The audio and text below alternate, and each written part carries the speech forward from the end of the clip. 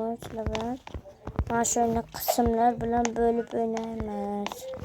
Mana shunaqa odamlarga narsa sotamiz. Bunda olamiz. Endi telefon sotganimiz bilinib turadi mana shu yerdan. Mana anavi odamchalar turg'izmasadan ishlamaydi. Ovoz chiqadi. Hozir mana buni olishlar kerak. Buni 50 ta to'lasalar. Hop.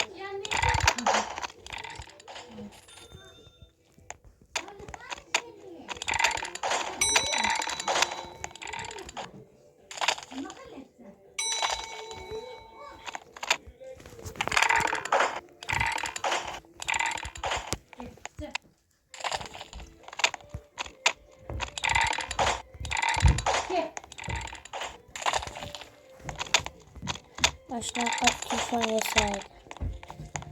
Hop, mana telefonda olamiz.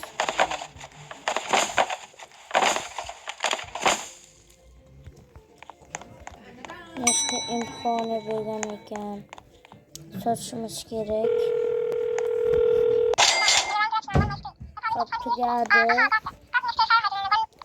Hozir yana odamlar keladi-da. Mana 50 ta pul bermay ketdimi? Mana berdi ekan. Ko'rmay qoldim. Hozir mana shuni telefon sotamiz. Keyin o'zi olib keladigan narsalar bo'ladi. Bakın nima ekan? Uy, oddiy narsa uy ekan. Bakın nima kelaydi. Kirmay ekan. Afsuski. Marjon bo'lmaykan bakın. Ukam burada aş ne yaptım ekan. Hozir qarab kelaman.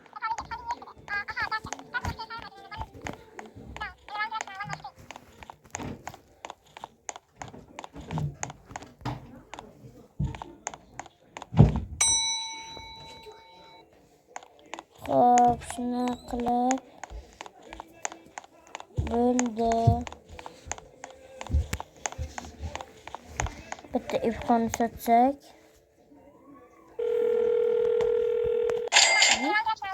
Nima endi bak arkasi balasi bo'lmagan debsam.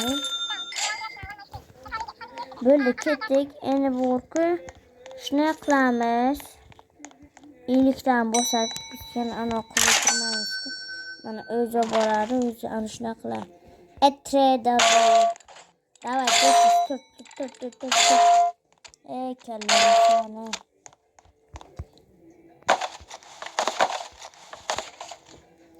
Mana shundan keyin 40 ta yakdan keyin chiqadi bu qismi.